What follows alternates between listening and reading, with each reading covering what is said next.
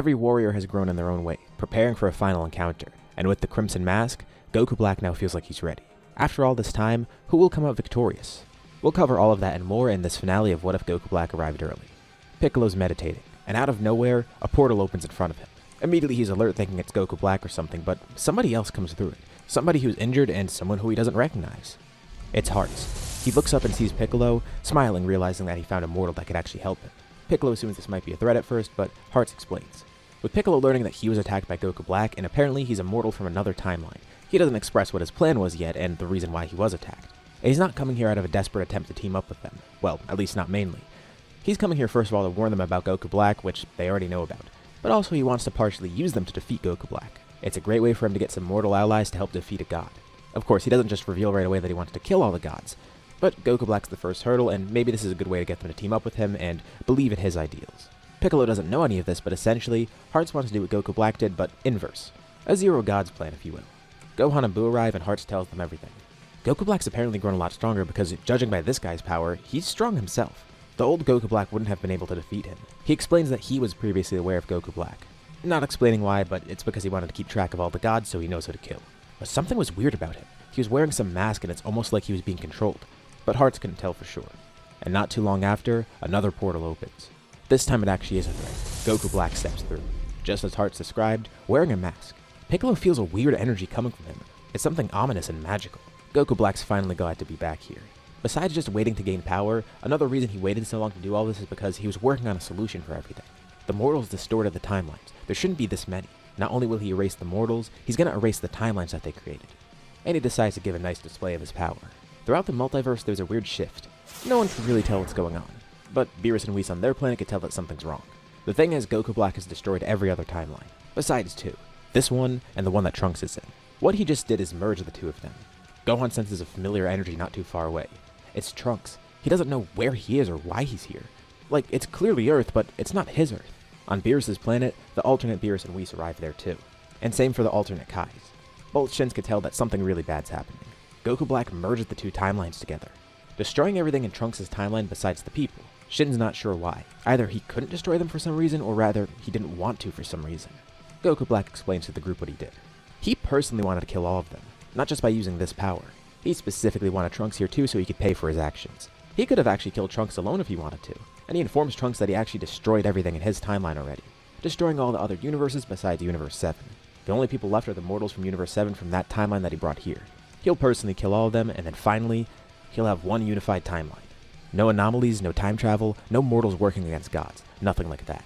Although he is curious to see that Hearts guy here, surprised to see that he escaped. And now the final battle can commence. Gohan, Trunks, Hearts, and Buu power up to their maximum. Piccolo even powers up too, showcasing a brand new power. After the whole Red Ribbon Army thing, he felt a little left behind, so he decided to get his potential unlocked by Shenron. It was partially for the reason of him being left behind, but mainly because he wanted to actually help against Goku Black, and he knew that at his current level, he wouldn't be able to. This way he could actually fight and do something. Goku Black first fights Gohan and Trunks together, immediately being overpowered and having to transform into Super Saiyan Rose 3. That's the power Hearts saw before. He was easily defeated by it, although Gohan and Trunks are doing really well against it. But they could tell that with every punch, every action that Goku Black takes, he's growing stronger. He's adapting during battle at an incredible rate. Plus, anytime he does get injured, he gets healed, not by himself, but a weird dark aura appears around his injuries and just heals it. What they don't realize is that Fu is watching over the whole thing, and also helping Goku Black, remotely lending some of his magic to heal him. He can't have the fight ending early now, especially with the fact that everyone on Beerus' planet shows up here. Both Beerus', both Whis', and Goku and Vegeta. Not too surprised to see Trunks here because they already know what happened. Vegeta goes into Ultra Ego, and Goku goes into Ultra Instinct. By now, Goku has such a good control over Ultra Instinct that he can use it effortlessly even with his emotions getting in the way.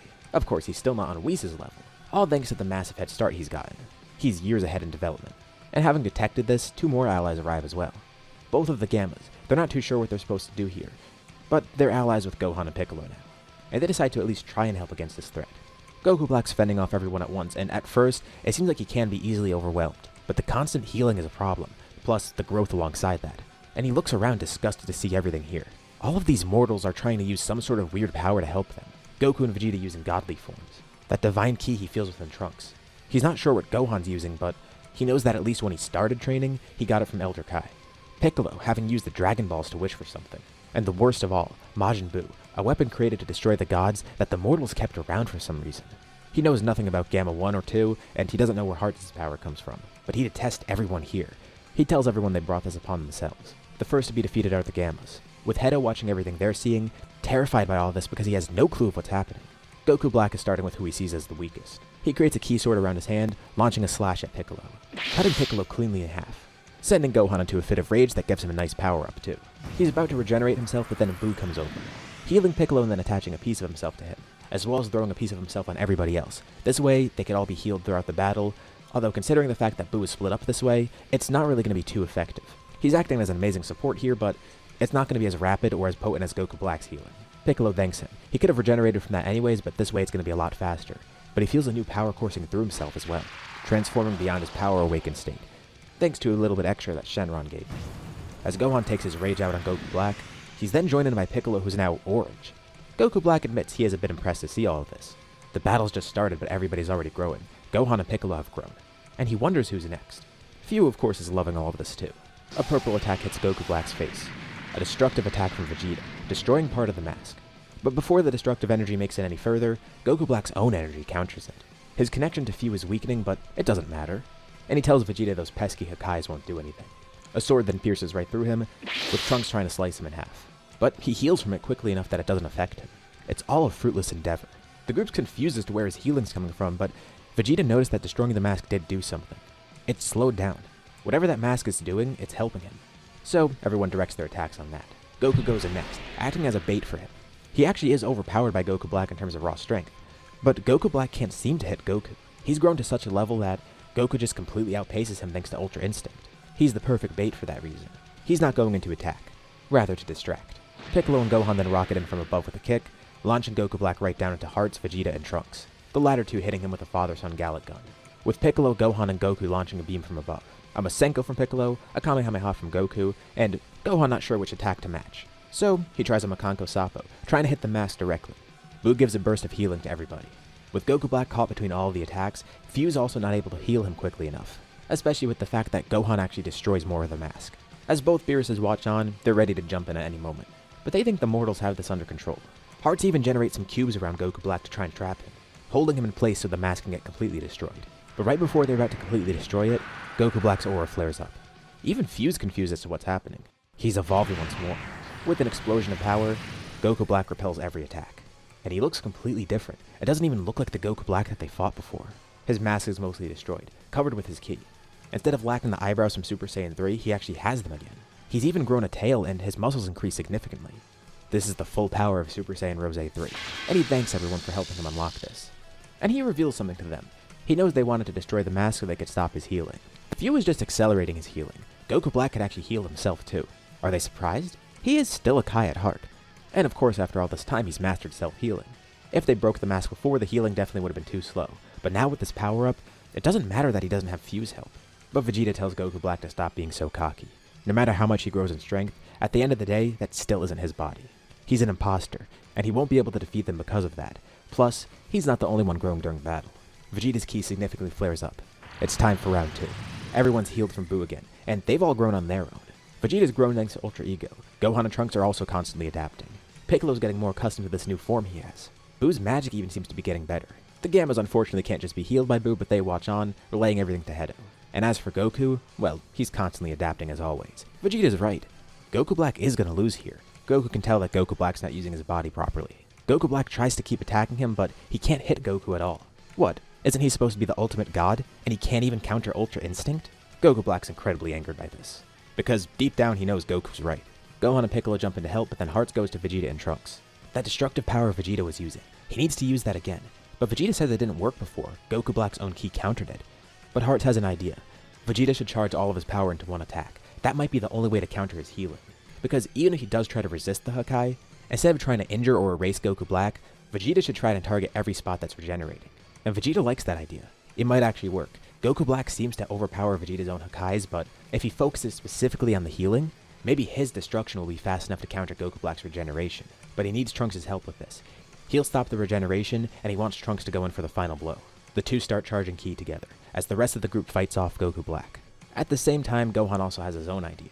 Instead of Buu helping them throughout the fight, why not absorb them? Piccolo thinks it's a crazy idea, but they can trust Buu at this rate. It'll be a surefire win, but Goku says they don't need to. First of all, Vegeta and Trunks definitely have something planned. He's not sure what, but they just have to buy time for now. But also, he knows they'll win here. He's confident. And he gets Gohan trying to take a safe option here, but reminds Gohan all that they trained for. Their own power will be enough for this. They don't need to combine. Especially Gohan's. He knows how strong Gohan's grown specifically. Not just him, everybody around here. And the only person who could properly use that is Gohan himself. And his father's right, and he thanks him for the pep talk. Goku Black's losing ground here. Although it does make Piccolo wonder how strong Buu would have been if he absorbed everybody. They're able to hold him off. And then Goku gets a signal from Vegeta. Goku then rests a hand on Goku Black, teleporting him up to Vegeta, with Vegeta putting his own hand on Goku Black, pumping him full of destructive energy. He spent all his time charging this, and thanks to Goku Black, his battle spirit is flared up as well, directly fueling Ultra Ego and this energy. Goku Black can feel it coursing through him, but he counters it with his regeneration. The rate at which he's healing is countered by the destruction. So it all evens out, but he has to constantly heal against that, which means, at least temporarily, his healing is stopped. But Goku Black looks around, not knowing where Trunks went. But Goku and Vegeta then drop down to the ground, and Goku Black senses Trunks coming his way. With all of his ki charged in this absolute form, channeling it into his sword, Trunks rockets across the sky, slashing everything apart, hitting Goku Black directly in the neck too. With Buu also lending all of his energy at the same time through healing him. Goku Black's head is cut clean off, with Trunks landing the final blow. He tries to regenerate, but thanks to Vegeta, it doesn't work. It's countered completely. He puts all of his effort into regenerating now, even dropping his defenses a bit too. It seems like he might actually come back, but thanks to his defenses being dropped in order to heal, a massive pillar of energy erupts from the ground. Trunks tells him he might be a self-proclaimed god, but that doesn't mean he could do as he pleases. And most importantly, he's not going to be able to match the willpower of mortals. Trunks quickly cuts Goku Black into pieces, jumping back as a combined blast of energy comes up from below. A wide pillar that launches out into space. Goku Black is completely destroyed. And here, his destruction finally ends. This time, he doesn't escape, he doesn't heal, nothing.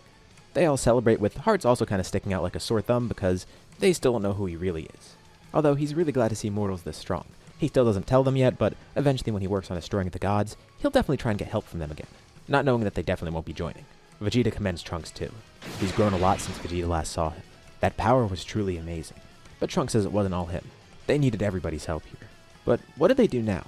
Well, clearly, Goku Black merging the two Universe 7s won't do anything good. The two Beeruses decide they're going to restore everything.